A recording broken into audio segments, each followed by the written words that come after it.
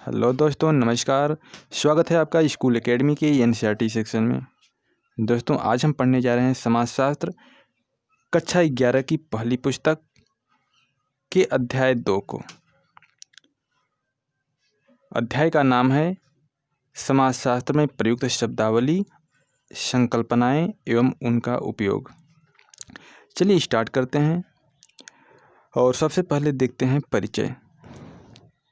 दोस्तों, पिछला अध्याय हमें समाज और समाजशास्त्र दोनों से परिचित कराता है।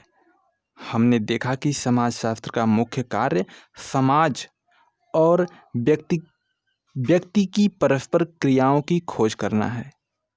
हमने यह भी देखा कि व्यक्ति समाज में स्वच्छंद रूप से नहीं रहते। वे सामूहिक निकायों जैसे परिवार, जनजाति, जाति, वर्ग, कुल, राष्ट्र का हिस्सा होते हैं। इस अध्याय में आगे हम व्यक्तियों द्वारा बनाए गए समूहों के विभिन्न प्रकारों, असमान व्यवस्था के विभिन्न प्रकारों, स्तरीकरण की व्यवस्थाओं जिनमें व्यक्ति और समूह शामिल हैं, सामाजिक नियंत्रण के कार्य करने के तरीकों, व्यक्तियों की भूमिकाओं व जिस तरह वे उन्हें निभाते हैं एवं उनकी प्रस्तुति के बारे में पढ़ेंगे। दूसरे शब्दों में हम यह जानना शुरू करते हैं कि किस प्रकार समाज अपने आप कार्य करता है। क्या यह सामंजस्यपूर्ण है अथवा विरोधाग्रस्त? क्या प्रस्तुति और भूमिकाएं निश्चित हैं? सामाजिक नियंत्रण किस प्रकार कार्य करता है? किस प्रकार की असमानताएं मौजूद हैं? अभी भी यह प्रश्न रह जाता है कि इसे समझने के लिए हमें विशिष्ट शब्दावली और संकल्पनाओं की आवश्यकता क्यों होती है। समाजशास्त्र के लिए विशिष्ट शब्दावली की आवश्यकता क्यों पड़ती है, जबकि हम अपने दैनिक जीवन में प्रस्तुति एवं भूमिका या सामाजिक नियंत्रण जैसे शब्दों का प्रयोग करते हैं।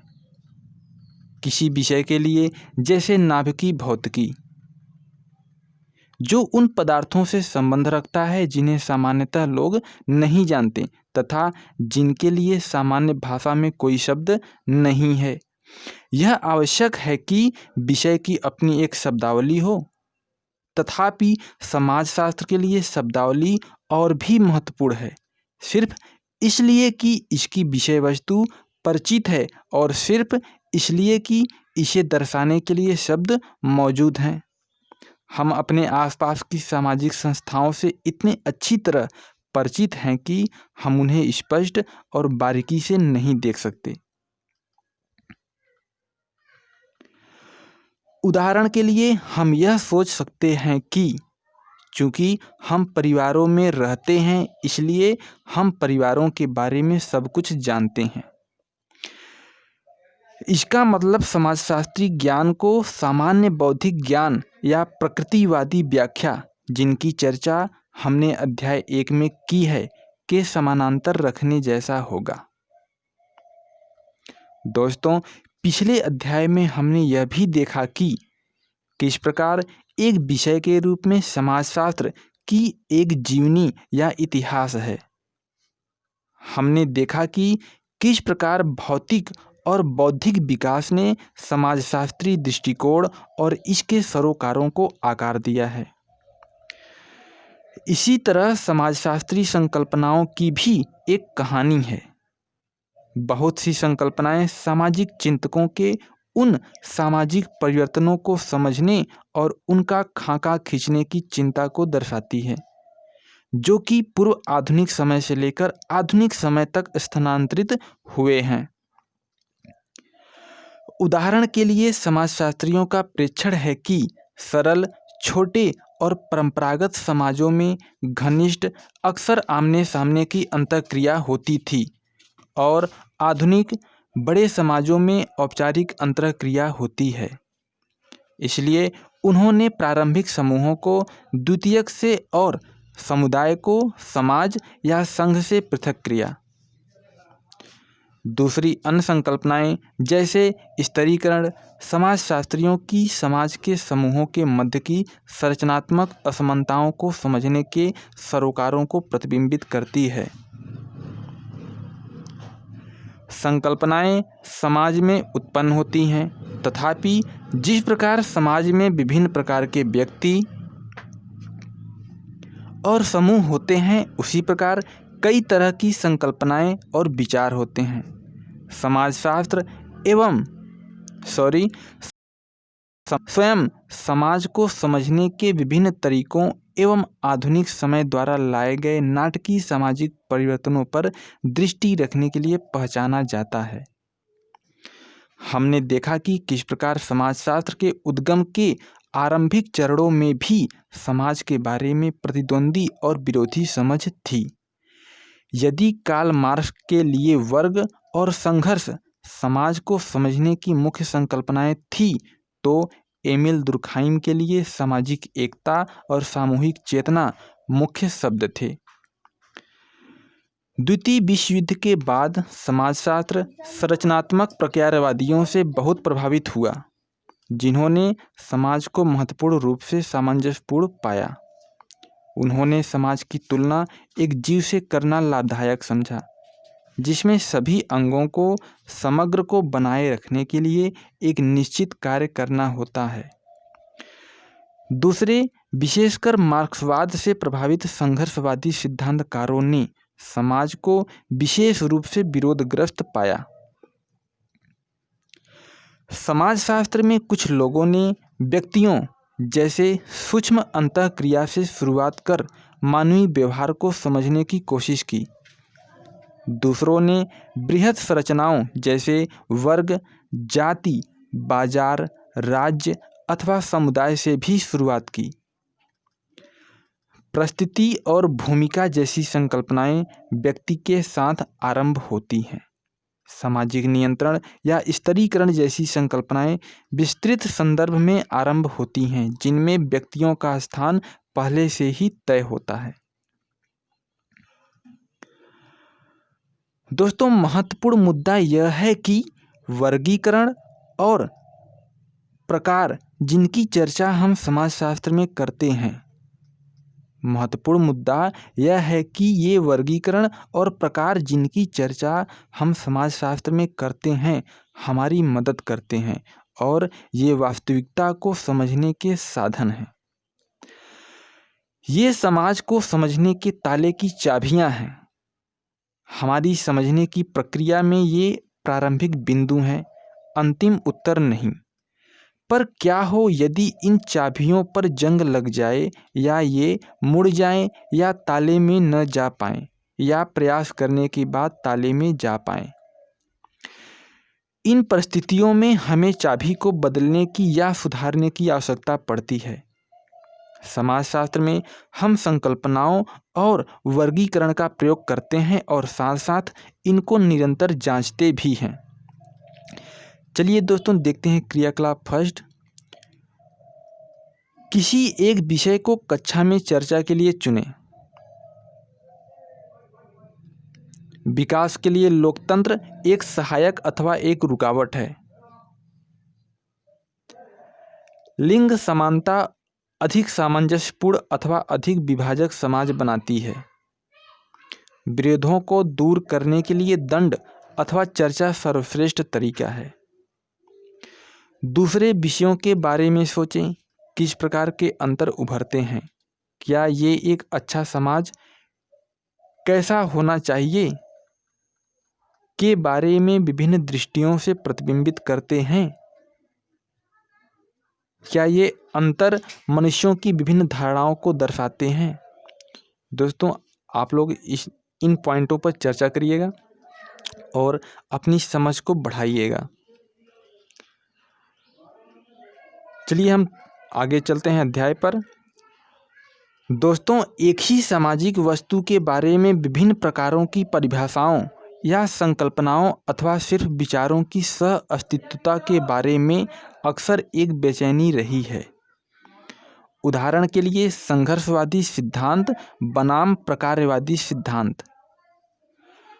उपागमों की यह बहुलता समाजशास्त्र में विशेषतया बहुत ज़्यादा है और इसे नकारा नहीं जा सकता, क्योंकि समाज स्वयं बहुत विविध रूपों में है। हमारे द्वारा आगे की गई चर्चा में आप देखेंगे कि किस प्रकार मतों में विभिन्नता होती है और किस प्रकार इन अंतरों पर वाद विवाद और चर्चा समाज को समझने में हमारी सहायता करते हैं। चलिए दोस्तों, चलते हैं टॉपिक 2 पर और समझते हैं सामाजिक समूह एवं समाज को।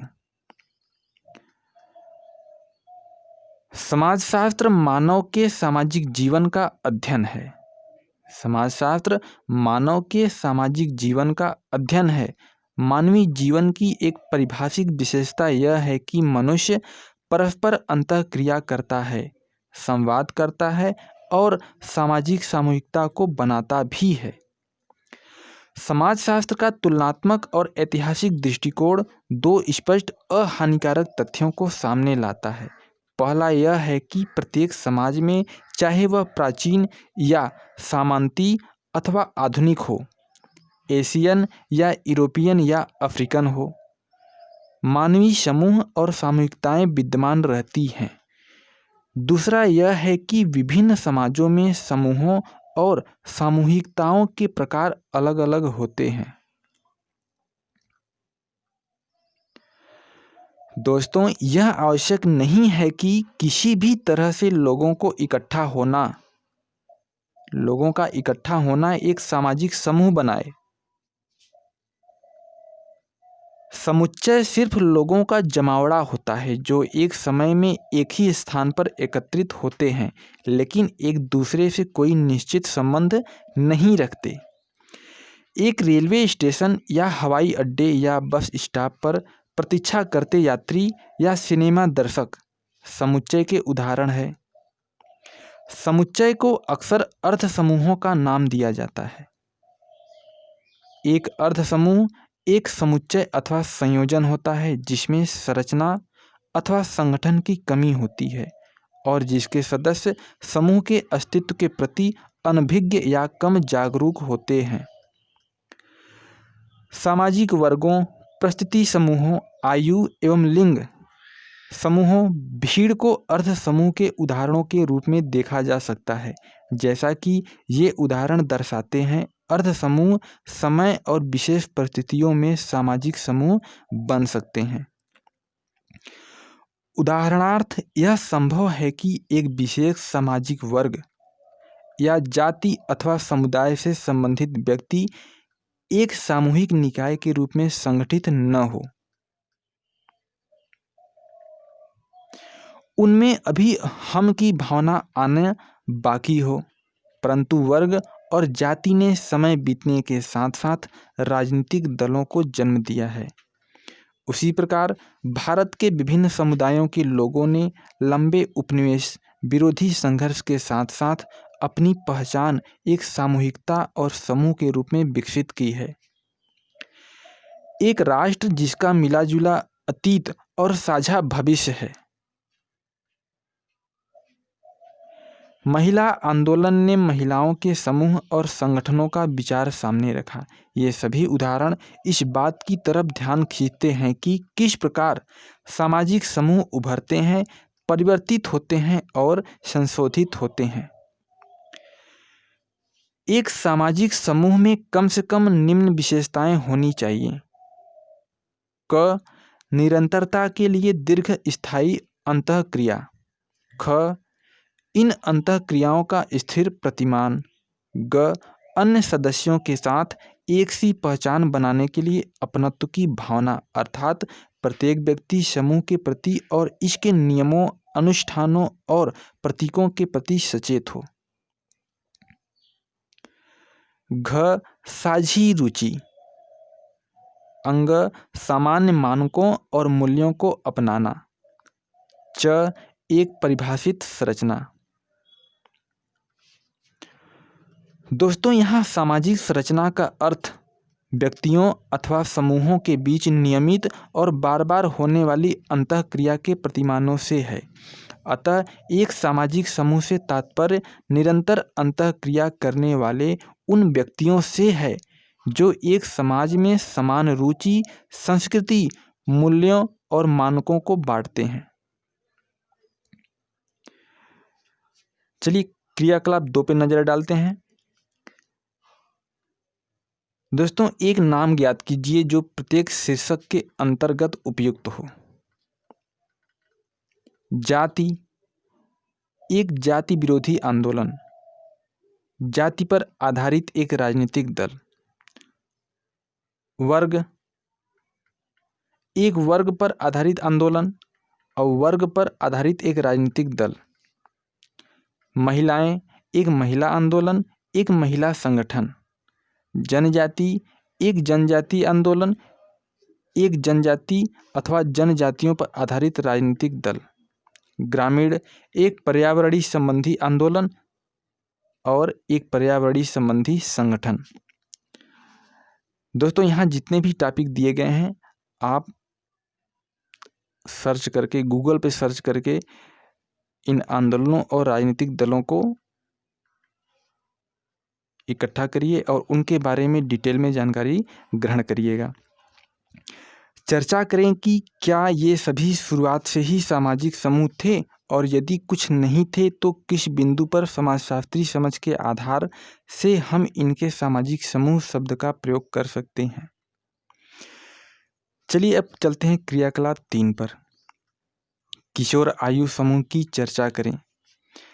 किशोर आयु समूह की चर्चा करें। क्या यह अर्थ समूह अथवा सामाजिक समूह है?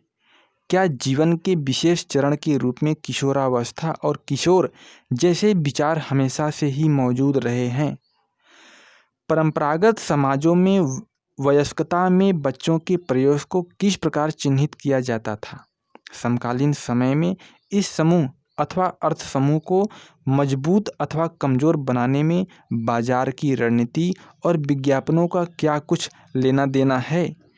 एक विज्ञापन को पहचानो जो किशोरों अथवा पूर्व किशोरों को लक्ष्य बनाता है। स्तरीकरण से संबंधित अनुच्छेद पढ़ो और चर्चा करो कि किस प्रकार धनी और निर्धन, उच्च और निम्न वर्ग, भेदभाव और सुविधा प्राप्त जाति के किशोरों के लिए किशोरावस्था विभिन्न तरह का जीवन अनुभव हो सकती है। दोस्तों, इस क्रियाकलाप 3 पर आप विचार करिएगा, बहुत ही इम्पोर्टेंट क्रियाकलाप है।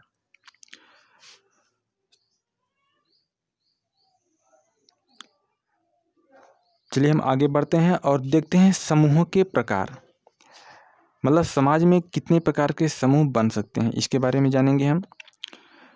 समूहों पर आधारित इस विभाग के अध्ययन से आप जानेंगे कि विभिन्न समाजशास्त्रियों और मानव विज्ञानियों ने समूहों को विभिन्न प्रकार में वर्गीकृत किया है।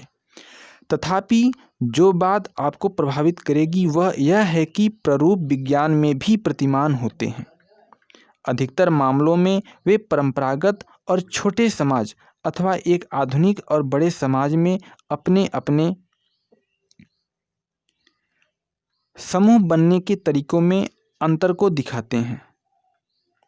जैसा कि पहले बताया गया है, परंपरागत समाजों में नज़दीकी, घनिष्ठ, आमने सामने की अंतःक्रिया होती है और आधुनिक समाजों में अवैयक्तिक, अनासक्त, दूरस्थ अंतःक्रिया होती है। वे इसी अंतर से प्रभावित हुए थे, तथापि पूर्णतः विरोधाभास शायद वास्तविकता का सटीक वर्णन नहीं है।